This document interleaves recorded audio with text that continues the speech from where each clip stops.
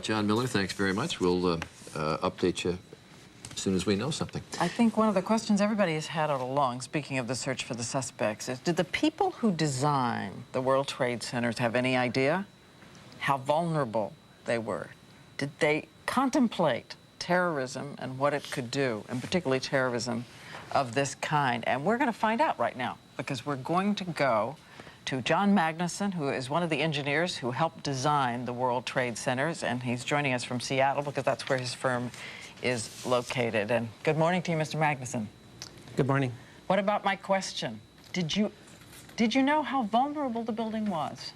Well, first of all, there's a couple of points. One, to put it in perspective, the engineering work was done about 35 years ago. So you're not old enough to have designed that building. No, I was in the 6th grade when the engineering work was done. But you were a very precocious 6th grader, obviously. Actually, it's interesting. It's interesting because the World Trade Center towers and what they represented was one of the reasons that I went into structural engineering, because of the amazing feat that was done there.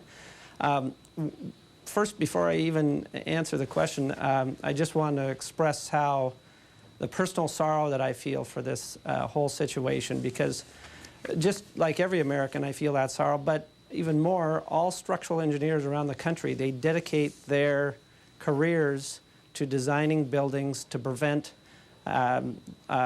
damage from all kinds of natural hazards.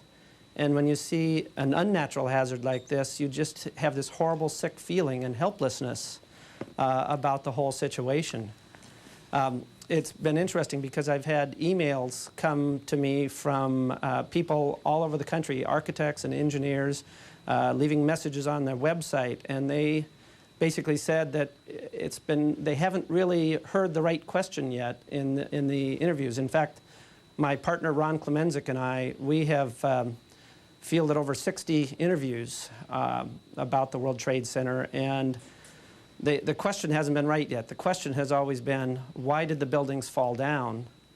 And in fact, the question should have been, why did they stand up? Well, let me get to that. I'm sorry, let me get to that, and I know you want to answer that. But what is so amazing to me, and maybe we get at this issue by doing it this way, what is amazing to me is how orderly was the collapse of the building. Now, when you look at the World Trade Center as it existed before we lost it, what strikes you always when you look at it is the incredible power of the vertical lines in that building, the magnificent vertical pieces of steel that went up. And what strikes me is how well they held, because the building really fell when it went and could not withstand the kind of heat that it did. It really fell right within the parameters of those vertical pieces of steel. Well, that's exactly right. And the interesting point is, and what a lot of these emails were saying, is that basically 99% of the buildings in our country would have fallen immediately if they had been hit by a 767.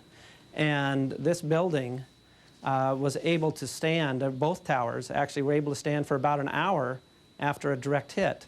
And I mean, this was engineering work done long before I was an engineer, and I look at the work that was led by John Skilling and Les Robertson, and they really did a phenomenal job. And there's literally hundreds and thousands of people that are alive today because the structure held. It was able to take the immediate impact. I mean, if you look at the idea that if an airplane had had its wings blown off and it had flown for another hour, allowing half the people to escape, we wouldn't be asking, well, why did the plane crash? We'd be saying, how did it fly for an hour? I'm sorry, go ahead. No, I just wanted to ask, if I could, Mr. Magnuson, because I know you were there for the redesign after the 1993 bombing, and I want to ask specifically about the fire itself, right, because we understand that it wasn't about the structure, it was about the fire's effect on the structure. Right. Did you conceive of something that might be done, looking back, that could have been done,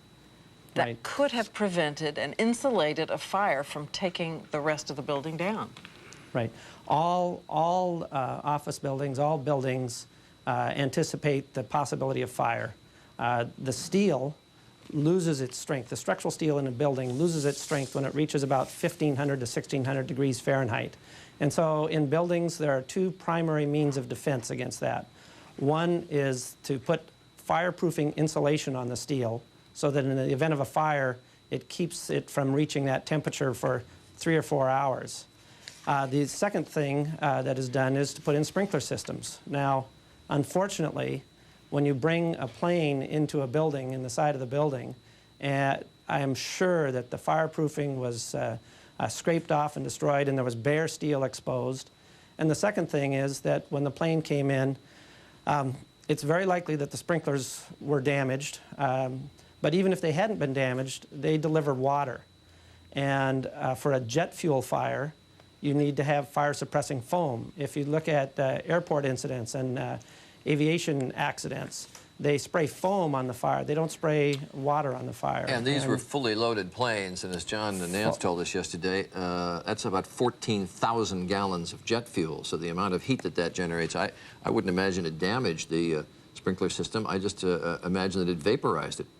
Right, and even if the sprinkler system had been working, that amount of fuel, it would have been throwing drops of water on a bonfire. Just one question before we let you go, Sure. and I appreciate you being with us, but we're about to talk to Dr. Tim Johnson about the quality of air in New York, and one of the things that I'm curious about is the amount of asbestos that was in that building. I do not know. We actually don't have any of the plans at our office.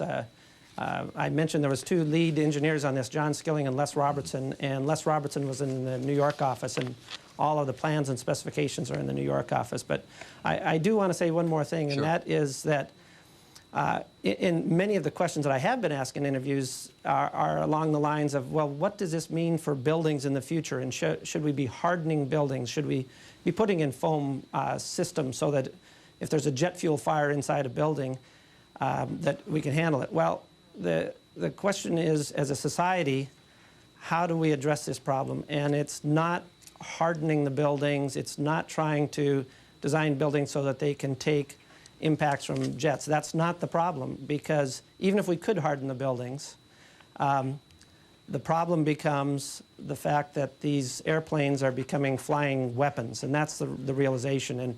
And even if you harden the buildings, then you just have to start thinking about what the other targets would be, sports facilities, any place that a large group of people are gathered. So if we're going to minimize this risk and solve this problem, it's not about the buildings and not about high-rises, but it's about security measures related to airplanes and keeping these weapons out of the wrong people's hands. I don't think it's possible. I'm not a structural engineer, John, but I don't think it's possible in the wildest imagination of any structural engineer who, as you point out, is dedicated to making these buildings absolutely as safe and as structurally sound as possible. I don't think there's any material in the world that you could build right now that could withstand the attack or the collision with a 767 loaded with 14,000 gallons of jet fuel.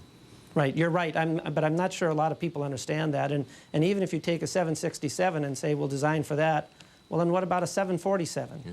And what about a few years from now when the Airbus Super Jumbo comes out? What about that? So that path of thinking that we can reinforce our buildings is the wrong path. And in terms of the national dialogue that will inevitably take place in the months and years ahead, we need to think about keeping these hazards, these unnatural hazards, from the doorsteps of our buildings and the doorsteps of our other gathering places. John Magnuson, it's been good to talk to you, and I appreciate you being with us this morning. I thank you ever so much. Thank you.